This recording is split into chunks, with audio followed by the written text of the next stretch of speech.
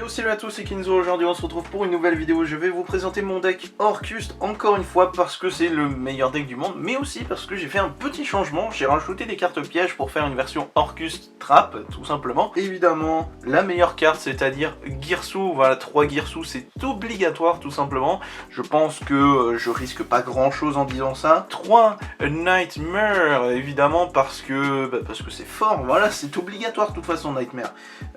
Avec ça, on rajoute 2 squelettes qui fait la Reborn. Voilà, c'est un Monster Reborn d'archétype pour ceux qui ne savent pas.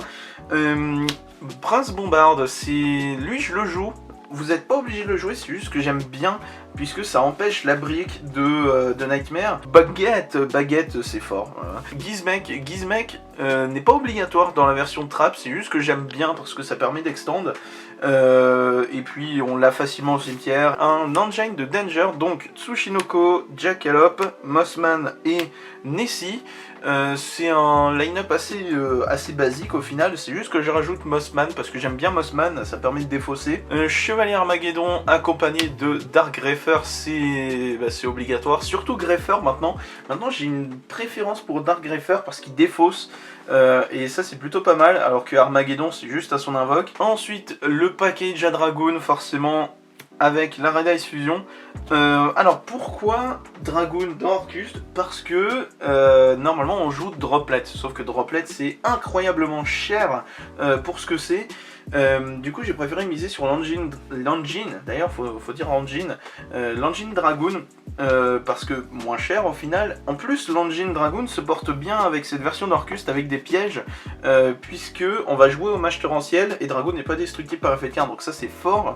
Et puis si on se fait H notre fusion ou negate, on n'a pas d'autre invoque, et le fait d'avoir des pièges derrière, et ben ça nous permet d'avoir un petit peu de quoi temporiser au final, donc c'est plutôt intéressant.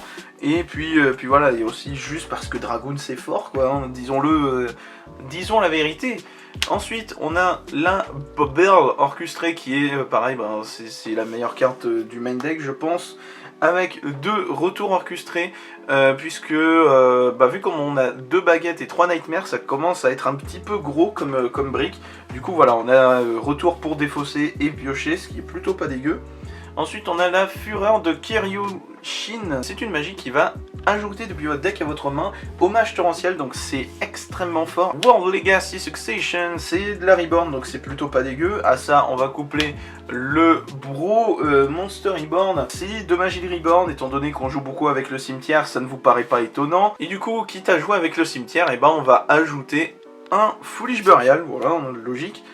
Rota parce que on a des guerriers et ça fait une bonne proc à H. Ensuite nous avons le Crescendo, la Omni Negate de l'archétype en bannissant et qui peut tuto, donc enfin bref, il y a tout qui va bien avec cette carte. 3 Solemn Strike. J'avais hésité beaucoup avec Jugement et Strike, mais je préfère Strike parce que, alors certes ça n'égale pas de magie ou piège, mais ça va coûter que 1500 points de vie, donc au final c'est beaucoup moindre et c'est plutôt intéressant. 3 Sentences Dogmatica.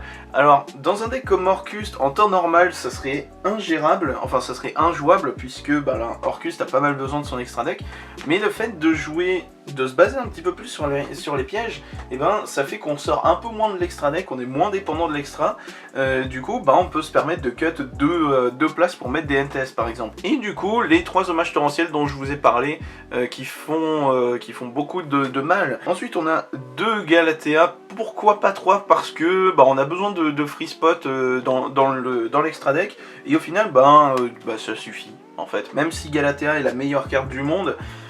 Voilà, mais ne vous inquiétez pas, j'en ai bel et bien une 3ème en ultimate, ça et voilà. Ensuite un Long Girsu que je sors très peu et il est à la limite d'être cuttable, mais je le trouve plutôt intéressant parce qu'il renvoie 2 dans le deck, donc c'est pas mal, et être empêché d'être détruit ça peut être vraiment intéressant. 2 Dingirsu, parce que c'est Dingy, voilà, c'est le bro, c'est le pote, voilà, il est tellement fort, il gère un dragoon à lui tout seul, enfin bref, il y a de quoi faire avec un Dingirsu. Borel Sword, alors je suis pas trop fan de Access Code dedans, puisque on va jouer pas mal de cartes dark. Du coup Access Code va pas avoir beaucoup d'intérêt pour détruire les boards, mais ça reste extrêmement fort et moins moins sensible que Borrelsword. C'est juste que voilà, j'ai une grosse préférence pour Borrelsword et que j'ai pas Access Code aussi, voilà. Nightmare Unicorn, toujours très fort, ça défausse une, ça renvoie dans le deck. Bon, il n'y a rien d'autre à ajouter en fait. Lib, qui est très forte, en fait j'aime beaucoup le move Hipmascarena Lib, puisque bah, ça va... si vous faites une unicorn derrière, et bah, ça shuffle 2 dans le deck, donc c'est plutôt pas dégueu. Même si le fait d'avoir, enfin, de nécessiter obligatoirement baguette dans le cimetière, ça le rend un peu moins utile, mais c'est très fort, ça met la World Legacy Succession, bref, ça fait des belles choses.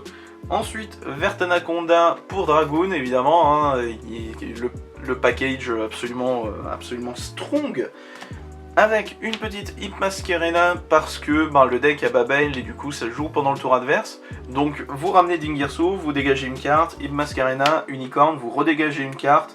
Bref, c'est vraiment pas mal. Le bloqueur Barricade-Borg, je le jouais pas, je l'ai jamais joué en fait, mais il est extrêmement intéressant puisqu'il peut soit récupérer Babel, et aussi c'est quand même un truc intéressant, et il défausse une carte, et ça c'est extrêmement intéressant. Et en plus, il est dark, donc ça permet de faire la bardiche si besoin est. Un petit Linkuriboh, puisque les tokens de Girsu, hein, bien sûr, tout ça pour ça, hein, vous allez dire, mais voilà, bah, c'est fort, Linkuriboh, c'est fort, et ça va dans le combo. Et je rajoute 2 NTS parce que bah, Dogmatica Punishment, hein, tout simplement, si on peut pop 2 à la place d'un seul, moi je dis que c'est rentable. Donc voilà pour ce qui est de cette decklist Orcust du meilleur deck du monde. Du coup voilà, j'espère que cette vidéo vous aura plu. C'était Kinzo. Allez, salut!